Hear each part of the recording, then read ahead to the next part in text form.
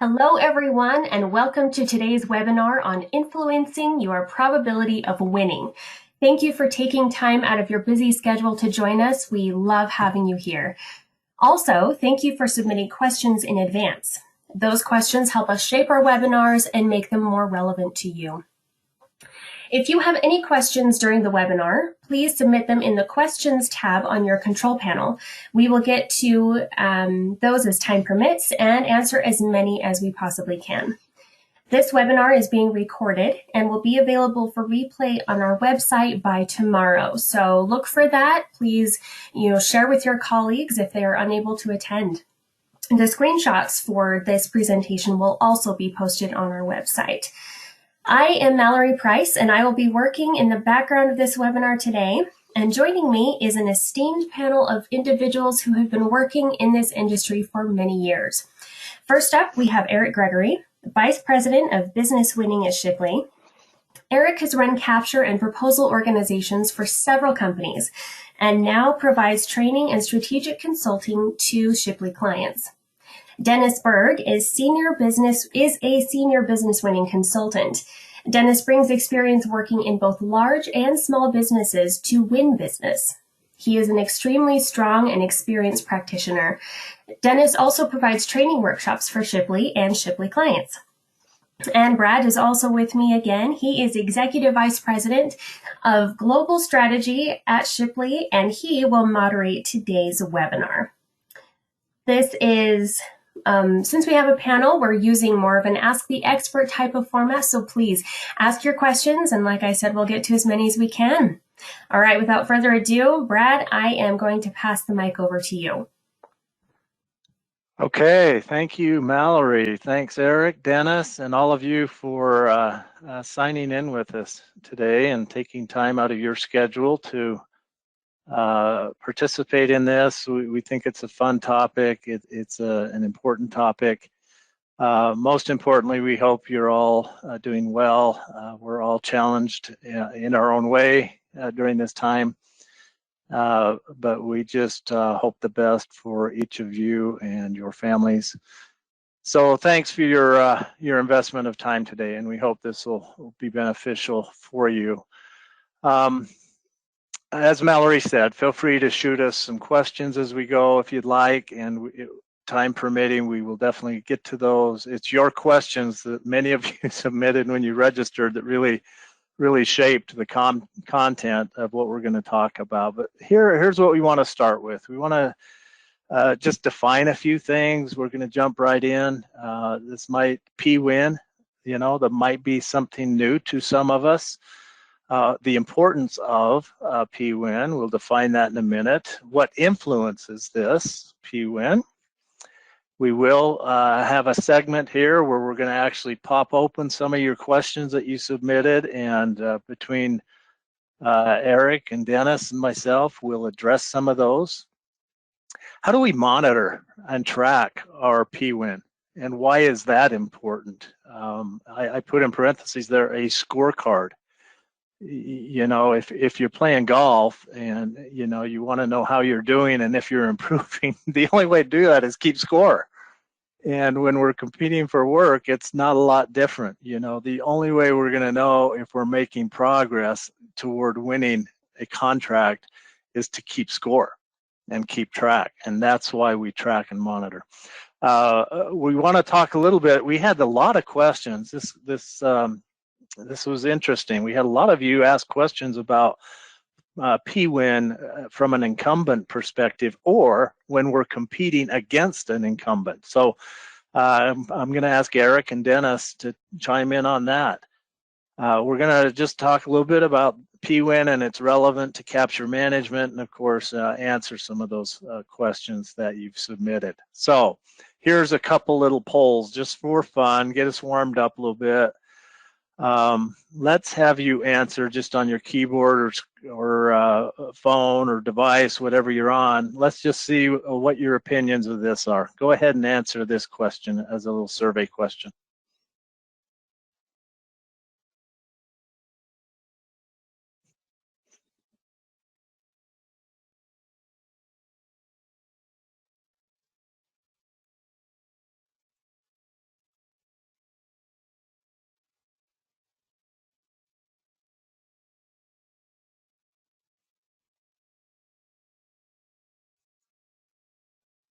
All right.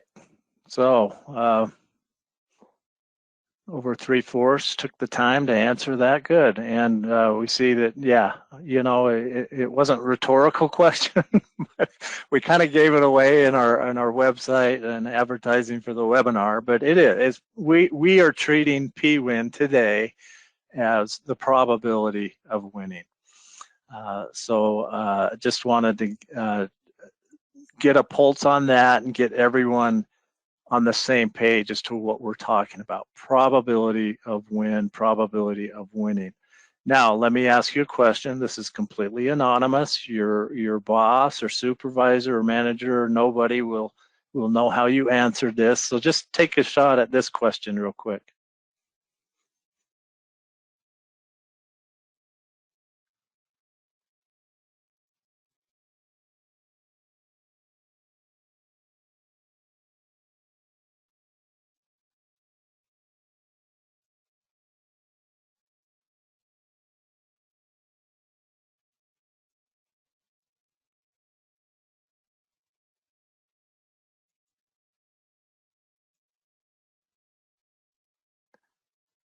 Okay, so again, with about 3/4, I cut it off there.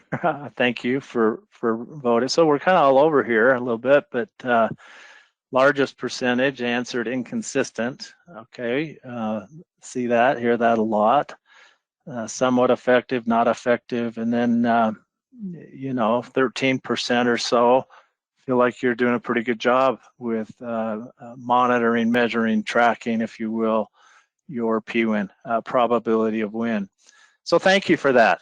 Thank you for taking time to do that. And let's go forward. So we've got some questions to answer. If 80% or so of us are kind of just doing okay or not so okay at probability of win, let's see if we can bump that up a notch by the end of this webinar today. So in business development, we run across a lot of terms and words that start with the P. We got probability of us winning. All right, Pwin. We hear this term, especially in government contracting, a lot. This idea of PGO. Probability of go is generally a term where the customer, in this case, in often cases, the government customer, what's the probability that they're actually going to release a solicitation and that they're going to actually accept bids and proposals? So it's the probability of go from the customer side, the government side. That's what we generally mean by PGO. There's often a term thrown around, PTC, price to compete. What's this going to cost us as an organization, investment-wise, personnel-wise, resource-wise, to compete for this work? And is it worth it? PTW, a lot of us are familiar with that term, price to win or pricing to win as a methodology. The pipeline word, I grew up, I'm still growing up. Early in my first 10 years of my career, I was in what I would call routine sales and sales management. And I was started in inside sales. I was a field salesperson. Then I became a national sales trainer and a regional and national salesman. But the traditional selling model, we use the word sales pipeline a lot, and a weighted pipeline. So the term Pwin didn't really come into my vocabulary and awareness until the 90s, when I really got into more of the complex, more of the government contracting space. So pipeline, weighted pipeline are common terms. Those of you that maybe work in proposals, we throw around the term PMP, proposal management plan. So there's a lot of these terms that we use and put out there, that start with that the letter P. Some of you asked in your preliminary questions when you signed up, how do we track, Pwin? And it can be very simple. or it can be very complex. And organizations do it all kind of differently. This is what you probably don't want to do very often, is just measure based on gut feel and your best guess. That can cause problems. Some use a point total. Okay, this little image over here, that just is showing kind of a Pwin trend. That's what we want to see. Is it trending toward, a 7, which is our probability of win is very high. So they use a point system. Weighted points, meaning certain factors, we'll talk about those, are worth more than others. Percentages. This was early in my career in traditional selling. We would always use, what's the percentage of close? What is the percent that probability that we're going to close the deal? KPIs. Some companies attach specific key performance indicators to a probability of win tracking system. So they can track those as trends. Some use, color coding. Let's go from red toward green as we progress. So there's all kinds of different ways to measure it. No one way is right or wrong. And then there's a lot of factors. And that's what we really want to help you all and all of us understand, is some common factors that we use to track the probability of win. And Eric, I'm going to ask you, if you wouldn't mind, to talk a little bit about the bullet points here. What are some of the common factors that you see and that we've seen in industry that people use to track the probability of win? Well, you got the most important one right up front there, which is the positioning with the customer.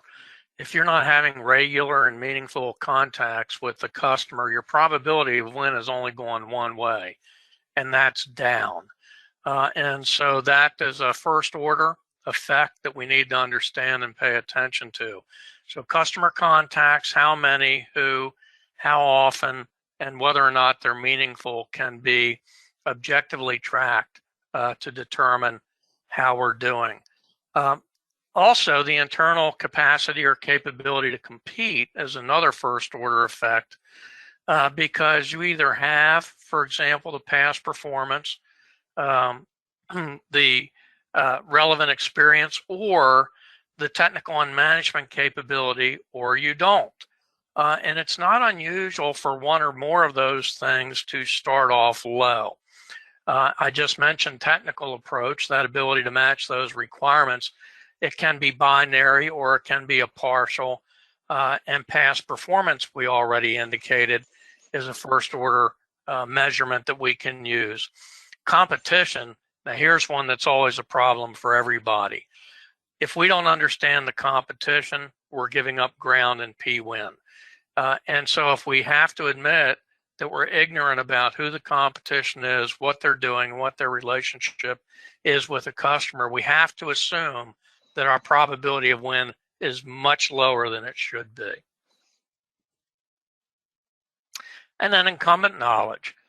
If we are an incumbent, theoretically, by definition, we should have a higher Pwin than anybody competing against us. And if we're going up against an incumbent, we might want to take a look at our Pwin and lower it a little bit, recognizing that incumbents do have certain advantages in terms of customer knowledge, capability, and program knowledge. Pricing strategy. If we can't price the job to win, our Pwin is going to be low.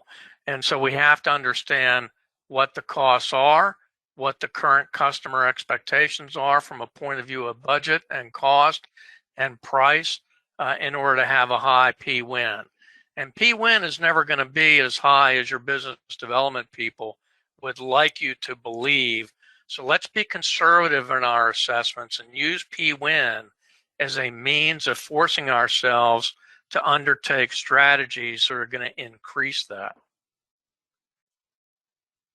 Excellent. Thank you. Thank you, Eric. And we're going to, as we address some of the questions here in a minute, we're going to come back to some of these because these are some of the questions you all had. And so we'll dive even a little deeper. And, you know, we titled this webinar, influencing or strengthening your probability of win. So Eric hit on some of those, and this is a little bit repetitive to what he said, but he said something very important about knowledge, intelligence, and information.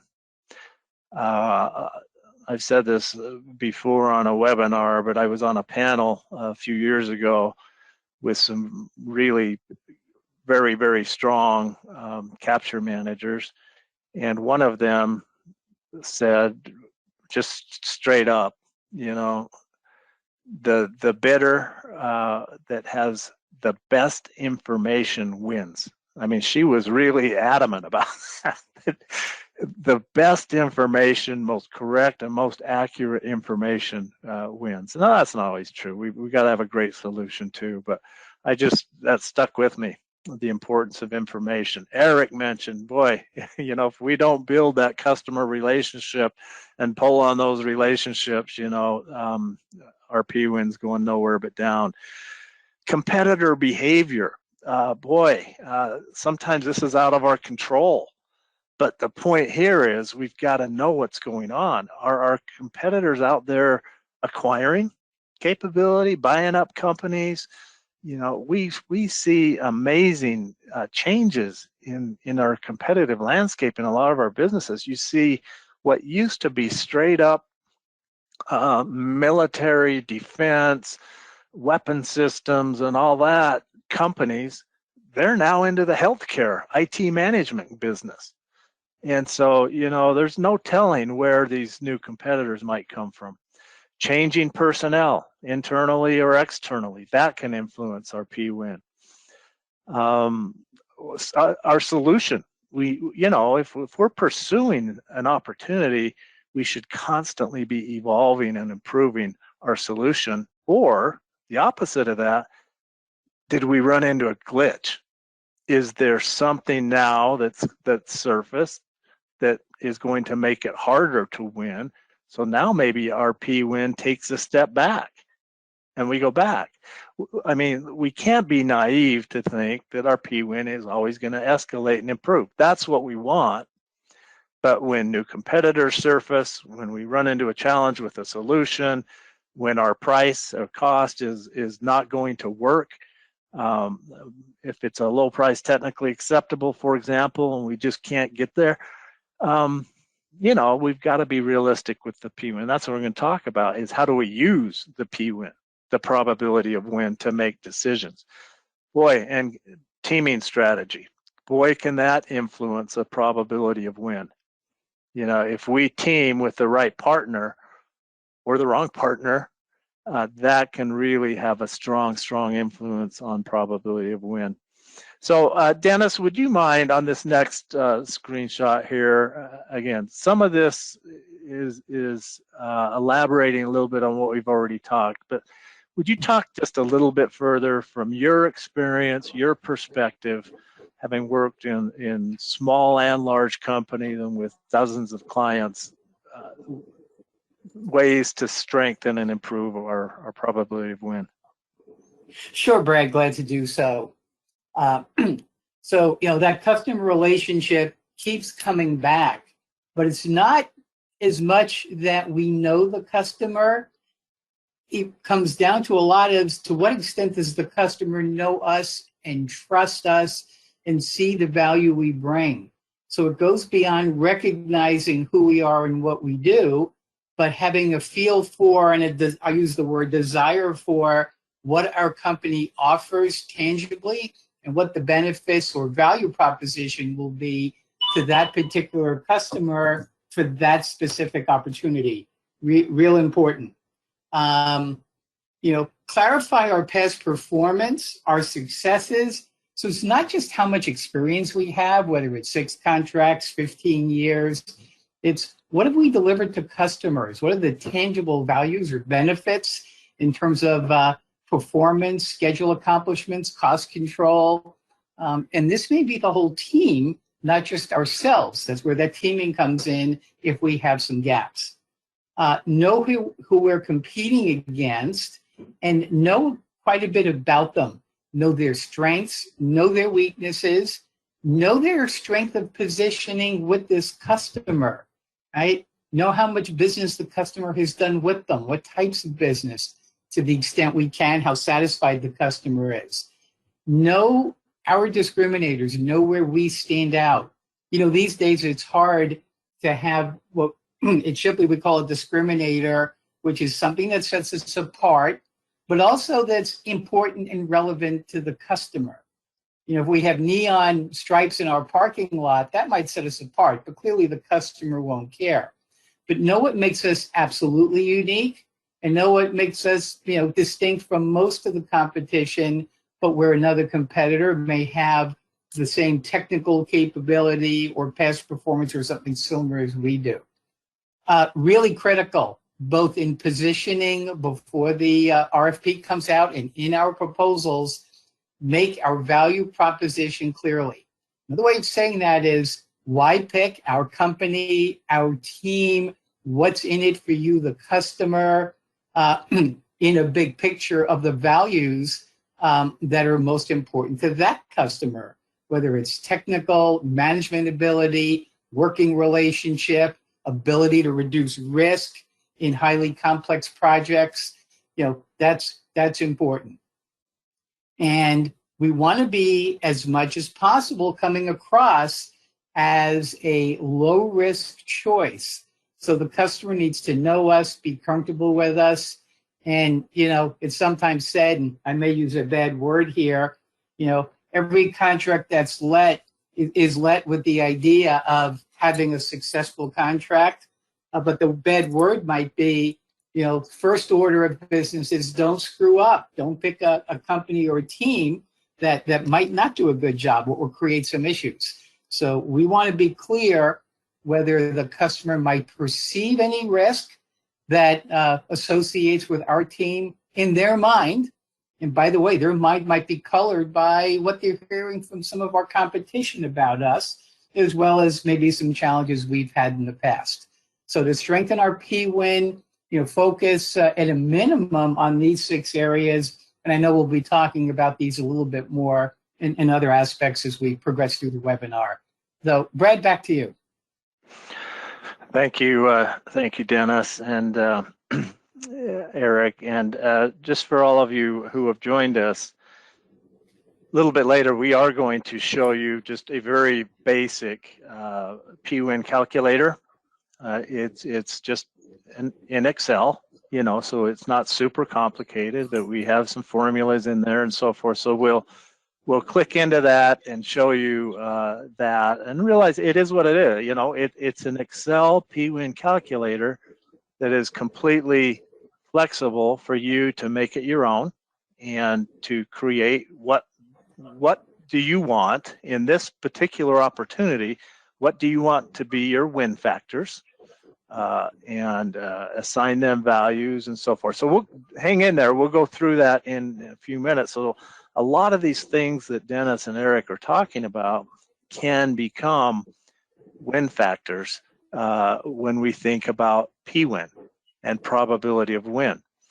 And Eric, I'm going to ask you for your opinion, but I'm seeing more and more how important this idea of risk is. You know, the government, for example, the U.S. government really trended toward low price technically acceptable, and maybe still trend that way a little bit.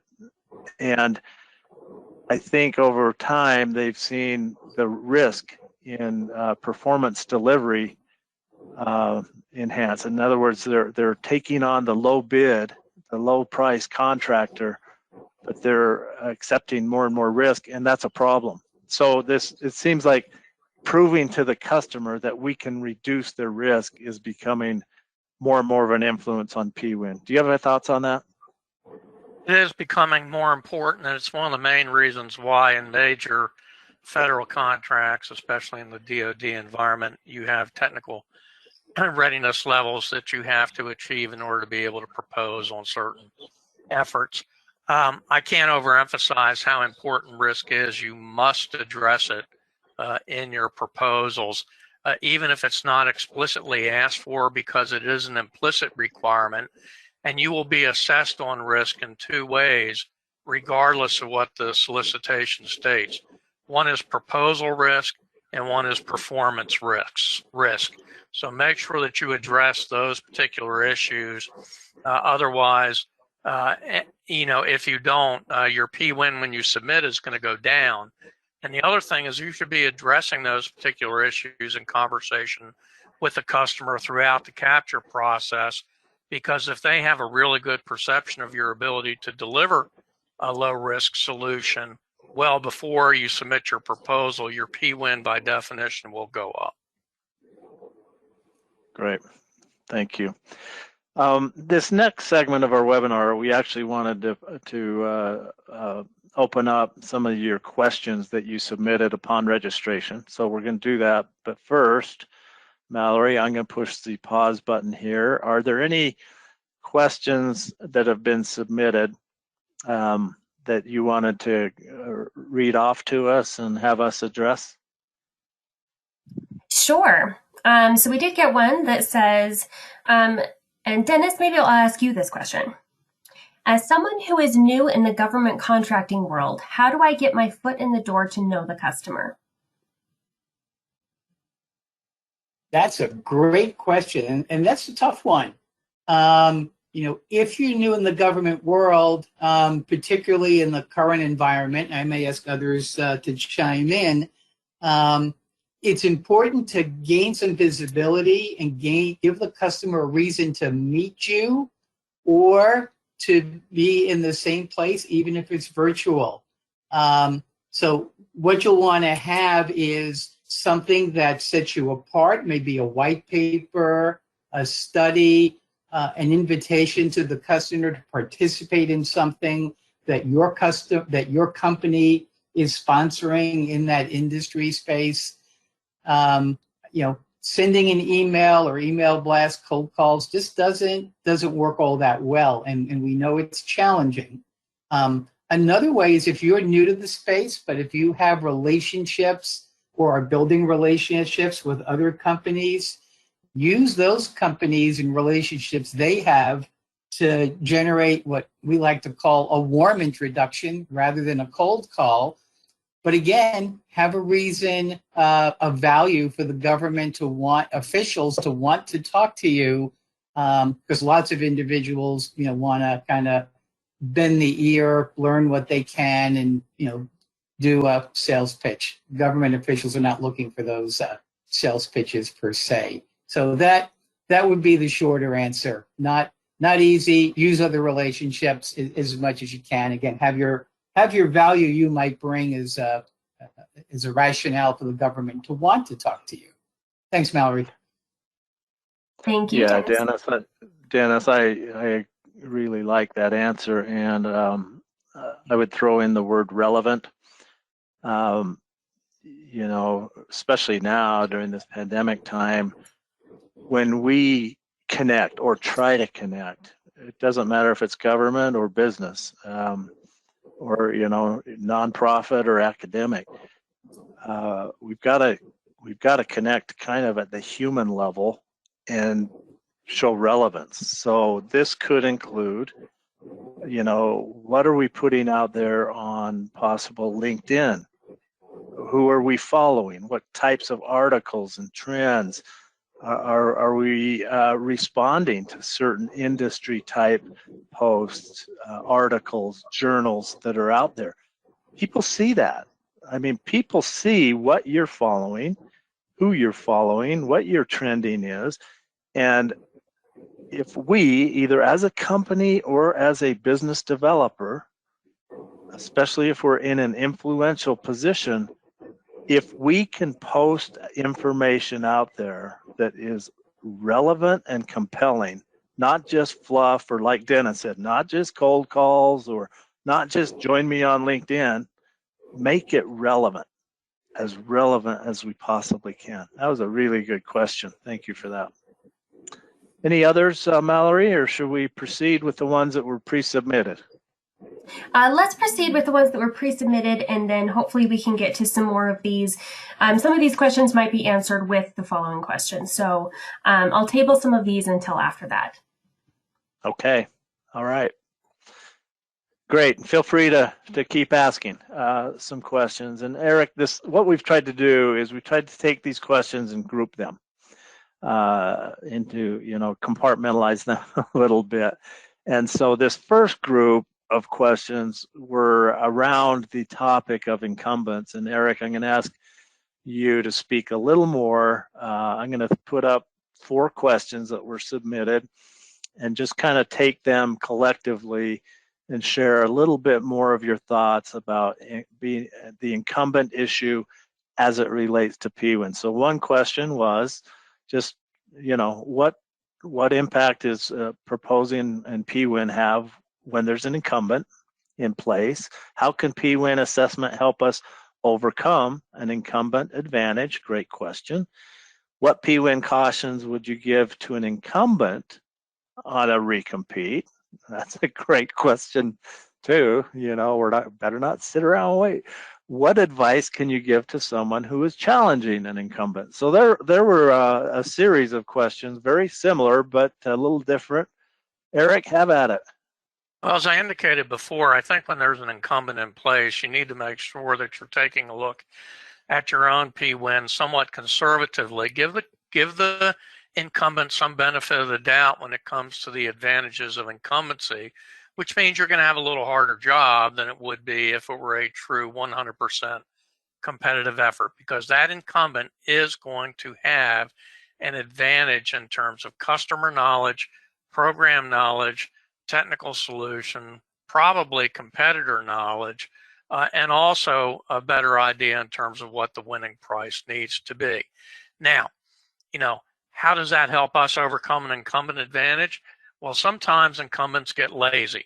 And the reason they get lazy is they just get complacent and they assume they have this significant advantage. And we can use, the knowledge that we have in terms of what the incumbent believes their position to be, to begin assessing ground truth related to that. Do they really have an advantage with the customer? Or is it only something that they think they have? And if you actually talk to the customer, you find out that there are a few chinks in that armor. And it can compel us then to take strategies to look for opportunities to increase our own Pwin. As far as the incumbents go, those of you who are incumbents, be wary. Nowadays, your probability of win in an incumbent position, which used to be about 90%, is probably closer to 60%. And you need to recognize that you need to do some different things in order to increase your own probability of win to be acceptable, and also to give yourself the better chance in order of winning back that business. When you challenge an incumbent, you have to challenge them on the customer side by gaining the best information in terms of what the customer really wants, because very often customers may not tell their incumbent if they're dissatisfied with them. You also need to be bold in your strategy. You have to produce a solution that has significantly greater value than what the incumbent is going to offer. Typically, incumbents bid safe. They try to bid below risk, and every time they try to bid absolutely to low risk, they tend to offer less value. So make sure that we're looking at that. Make sure that you're looking at opportunities to correlate your past performance and relevant experience to what the opportunity is, and show and demonstrate very clearly through facts and data that you can bring innovation from prior programs into that customer environment to improve their mission performance and to increase the value they get for the dollar they're going to spend. And if you do those things, you can go ahead and beat an incumbent and increase your probability of win. And if you're an incumbent, you need to have a good defensive strategy, which also means you need to bring innovation to your contract. You need to bring new value to the contract. You need to treat your customer like they are a new customer and show them how important they are to you and your company. So thanks, Brad. I think that about covers it. Great insight. Thank you. So caution on both sides, as the incumbent and when competing, and it's got to be, it's got to be one of your Pwin factors. So when we talk about what should we be tracking and measuring, what factors, that it's got to be that, whether or not there's incumbent. Dennis, we're obviously not going to have time to address all these questions that came in, but here we see some questions about Pwin as it relates to our market position. So Dennis, I think I want to hone in maybe this last question here more than the other two, if you don't mind. If we had a few hours, we'd address them all. Could you, given your experience, and I know you've had experience in this, talk about Pwin as it relates to being a subcontractor. What kind of influence can we have as a subcontractor on an opportunity, or what kind of influence can a subcontractor have to us if we're the prime? You want to address that, Dennis? Sure, and that's a great question, and I'm glad you asked it both ways, because the government customer is competing in many instances the bid across teams. So the way to have the most influence and the most power of the team is to function as a team. So let's say you're a contractor, whether you're small or large, working with a prime contractor, which could also be small or large, is to pull together and understand what is the customer value. And I'm talking now from a capture pre-RFP perspective, to increase Pwin by presenting the value of the team, the benefits of the team, the combined past performance and segmented past performance against the discrete types of work, the different functional areas that the government customer is looking for. Again, whether you're prime or sub, if the team as a collective offers a superior set of solutions, as Eric said, a superior or higher value, that's the way to do it. Excuse me, Dennis, just sorry to interrupt, but just also, I just want to emphasize, even in non-government, when we're competing in just business to business, there are so many of us that are competing as teams. We're part of a larger complex solution. So this really applies to a lot of us in a lot of different industries where we've got to leverage these teaming partners, these subcontractors, if you will. I'm sorry, Dennis, go ahead. No, that's a great expansion, because I tend to focus on the government as I live there most of the time with my customers. And I'll also connect this last question to the first one a bit, which is use the whole team to get insights into the competition structure that's competing against you, to gain insights into the other teams, the performance of the other teams, the customer perception of the individual companies and the offerings and the solutions there. So, what I would say is look at it from a team perspective. And if you're the prime, use your subcontractors to get an edge in all the areas that we've been talking about so far.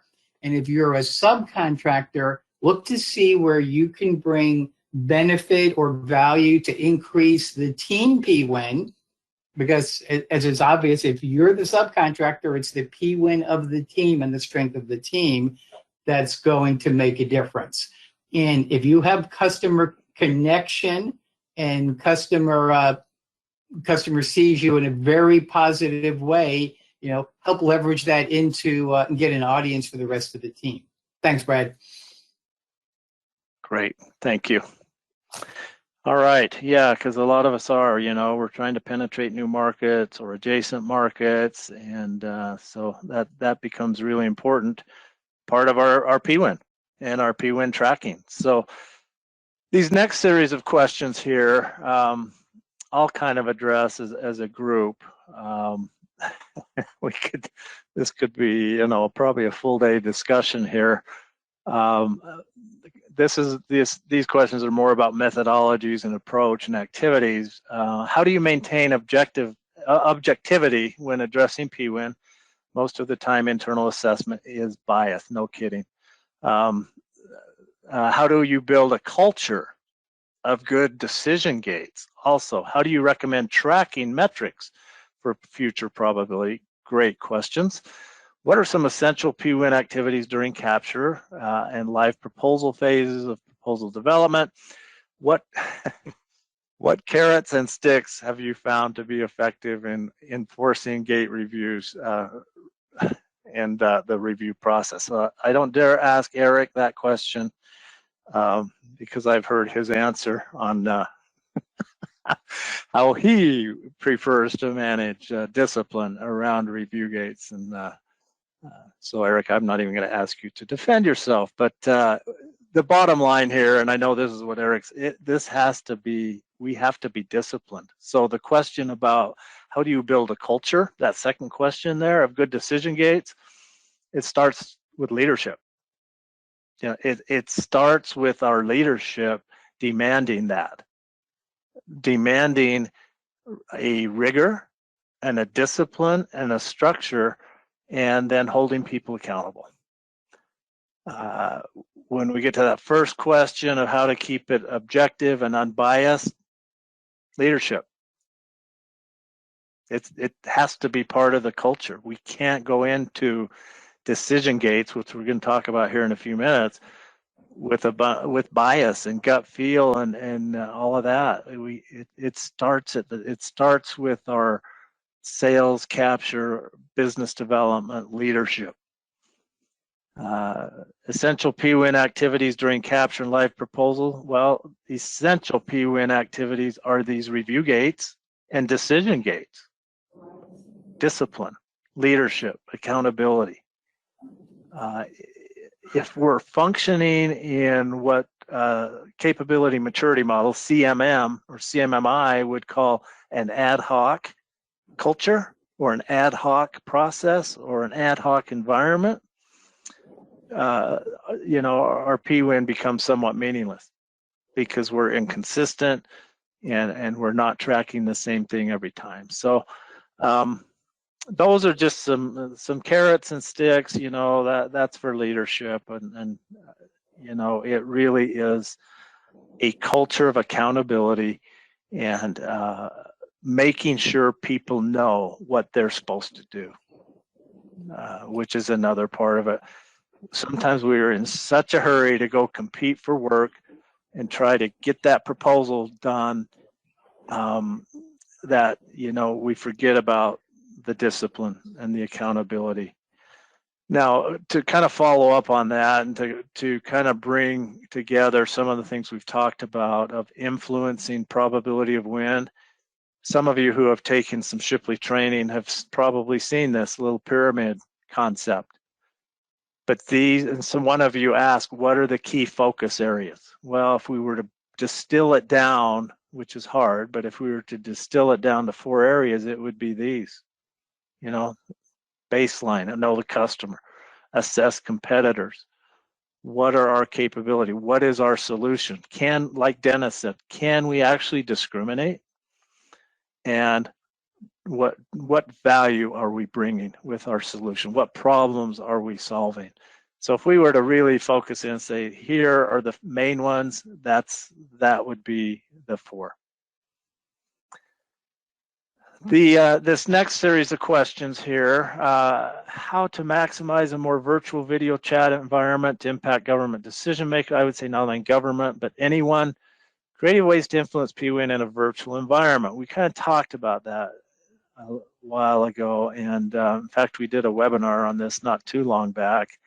How do we go about business development in this virtual environment? And there's pros and cons.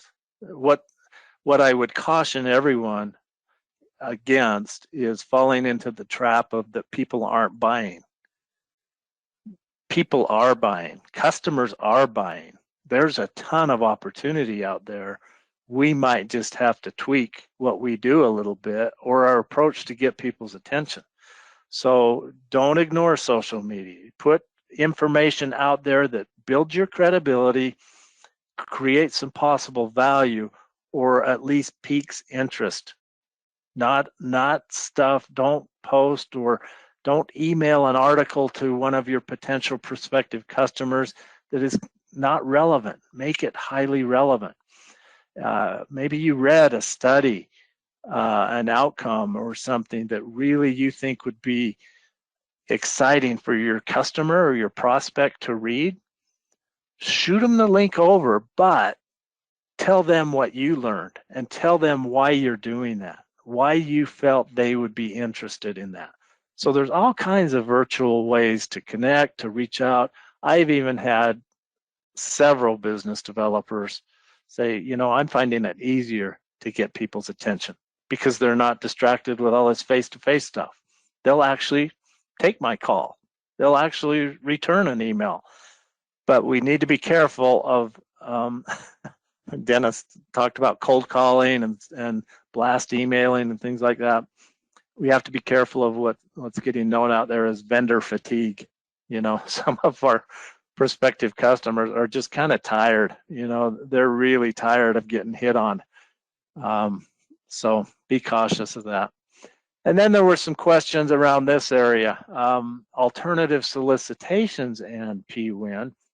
And this is really interesting because there are more and more alternative to the FAR, alternative solution types, and our Pwin has to be adjusted accordingly because there's certain information we don't have. Maybe like this question says budget, for example.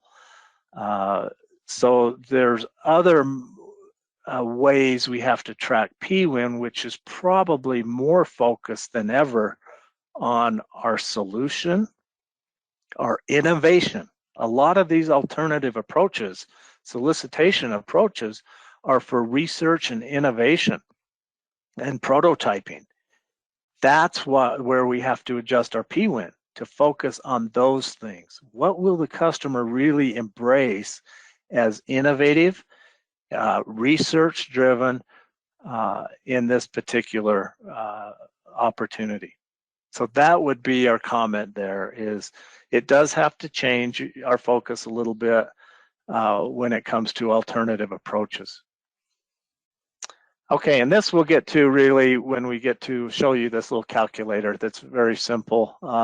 But we've also provided this for you, by the way, in the handouts. So if you want a simple Excel version of a Pwin calculator that you know you can make it your own, it's completely tailorable.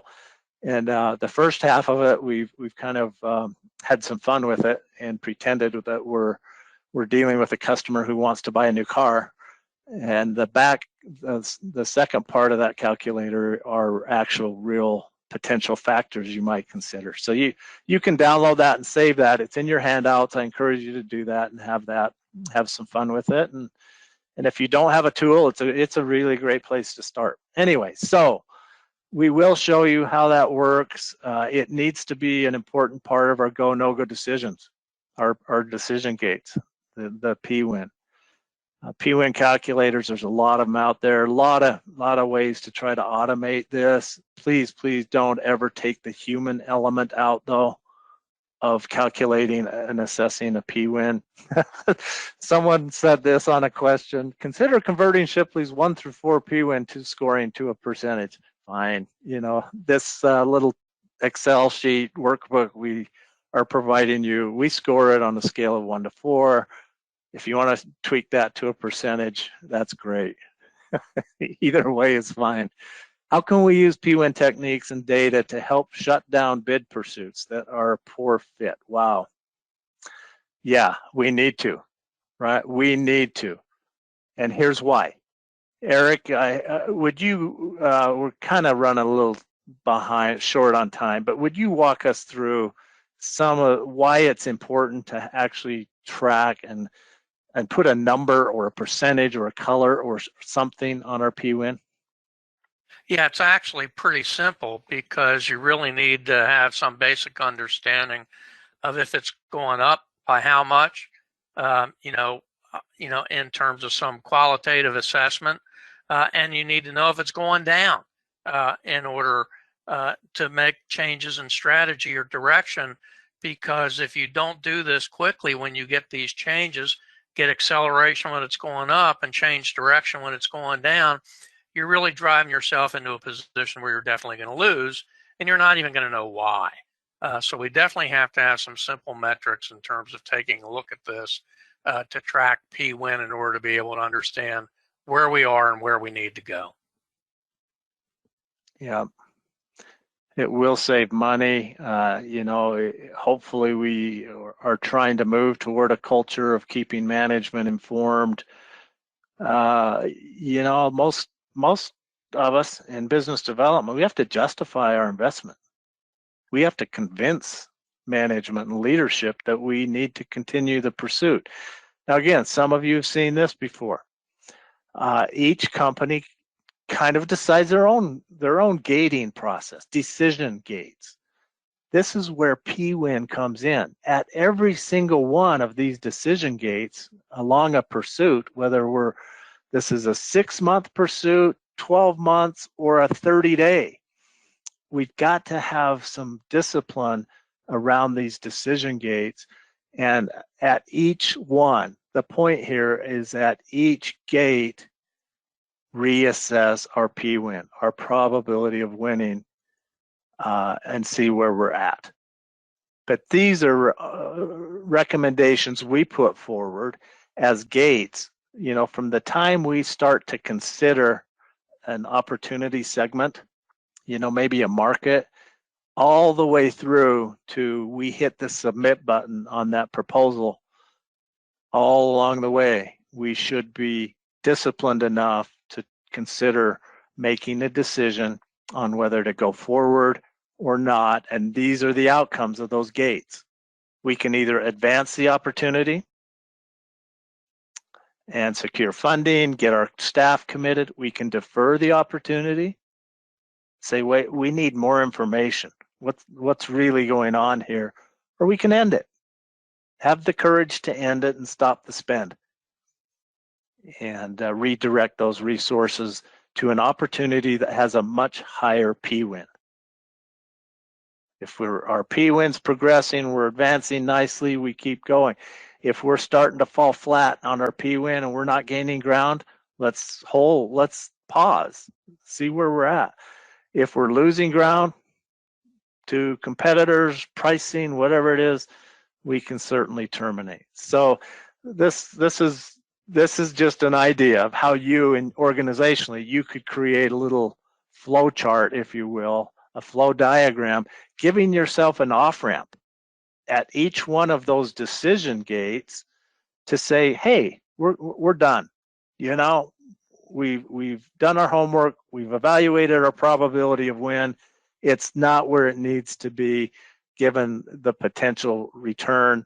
We're done. So at each of those decision gates that we showed on the previous slide, we need to be able to have an off-ramp and make sure we're putting resources and money where we should be.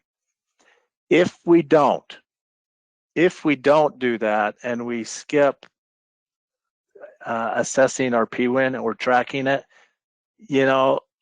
money starts leaking out of our pipeline. If this is our opportunity pipeline and these are the decision gates along the way, you skip assessing your Pwin, you skip that all important decision meeting and discussion and debate and go forward, it's money out the pipe, and we're going to end up with many fewer opportunities than we could have with that discipline. We can't skip tracking and monitoring our Pwin. Okay, I am going to ask your indulgence. I am going to play a short video. I hope if you need to jump off, we understand. This is a former coworker of mine talking for 4 or 5 minutes about a book that they produced. It's called The 4 Disciplines of Execution.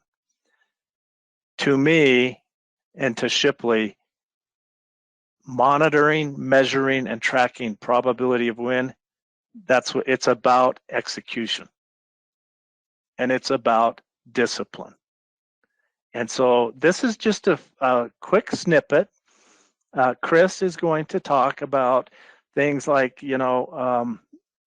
big goals and big decisions. I want you to think of it in terms of Pwin and opportunities.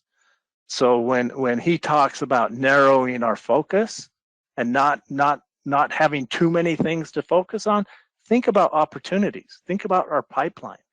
So take what he's going to share with us and apply that in our business development world. And I think you're going to find some interesting connections here. And again, this is him giving a snippet of his him and his colleagues' book, The 4 Disciplines of Execution. Okay, all right. Really a good concept, is we've got to measure. We've constantly got to measure and have that discipline to be measuring.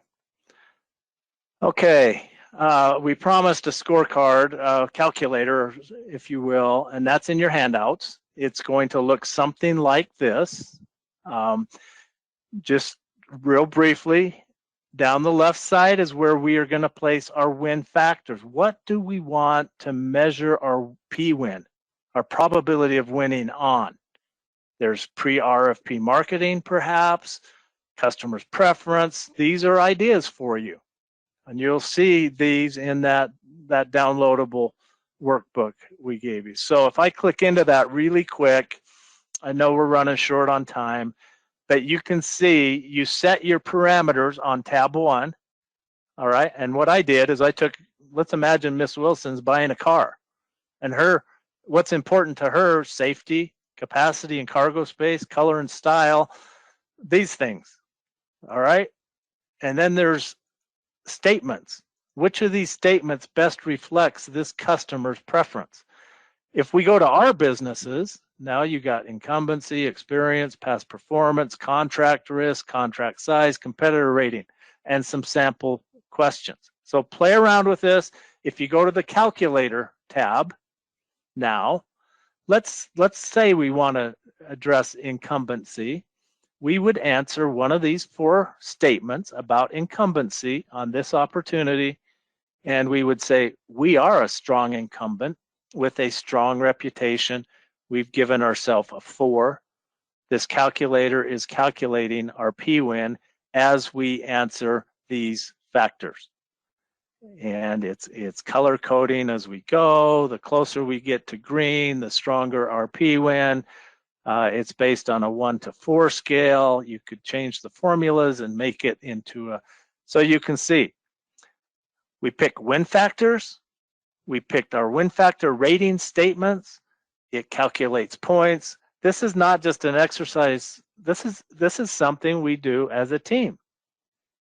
And this is how we can calculate a probability of win.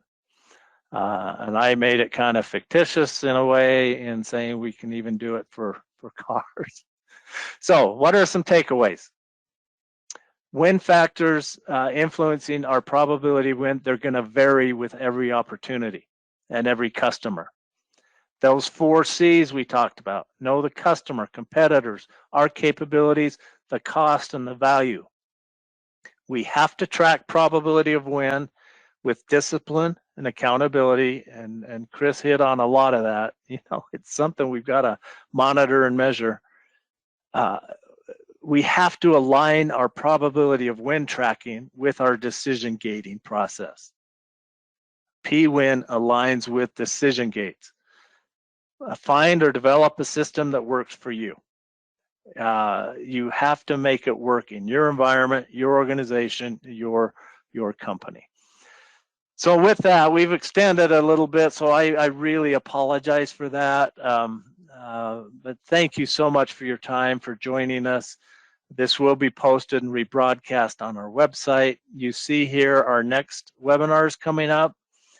We welcome you to register and participate in those. You can find those on our website, shipleywins.com, and then you can go to the resources drop down and click on webinars, and you can register for those webinars there.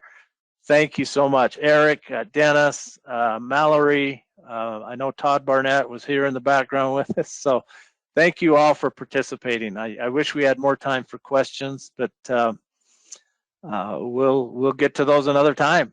Have a great rest of your day, everybody. Take care.